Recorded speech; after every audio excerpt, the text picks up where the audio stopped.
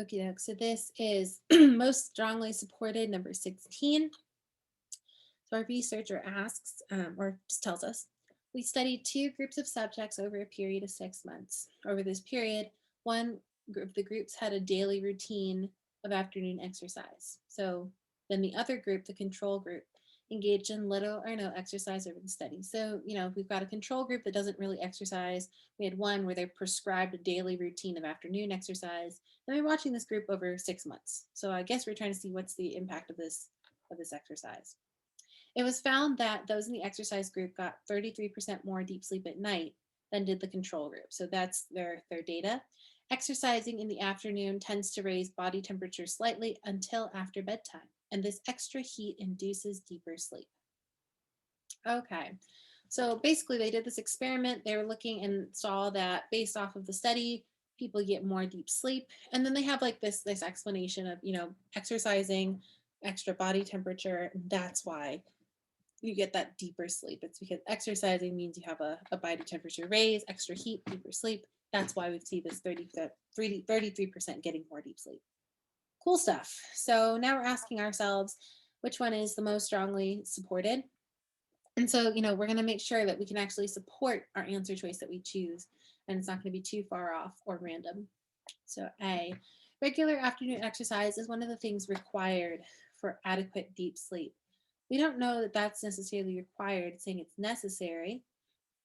Um, but it could be, maybe there's something else going on. Maybe it's the fact that it's, maybe it's like regular morning exercise. Maybe they just have to all be not stressed. There could be other things factoring in, but we don't have enough information to tell that. We also don't know what adequate deep sleep is.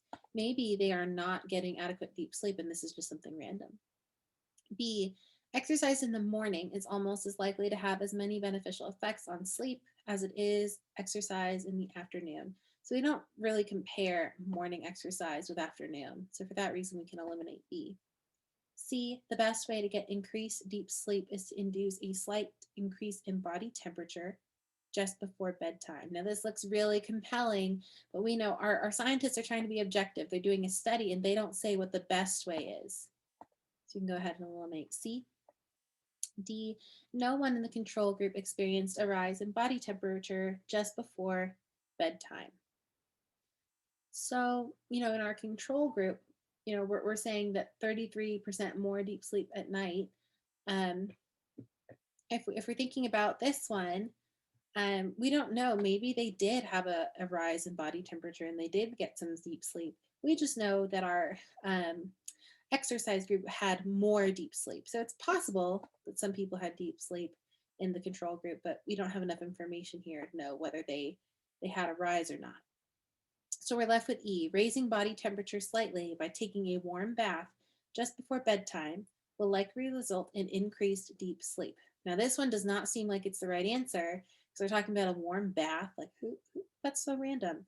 But our our thinking is that, body temperature, if we can increase the body temperature, we'll induce a deeper sleep, especially if that body temperature is slightly elevated until after bedtime.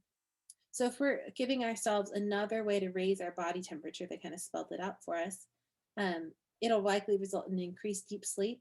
That makes a lot of sense. That directs directly to the, relates directly to that last sentence that we've got there. So for that reason, we would pick E for this answer choice.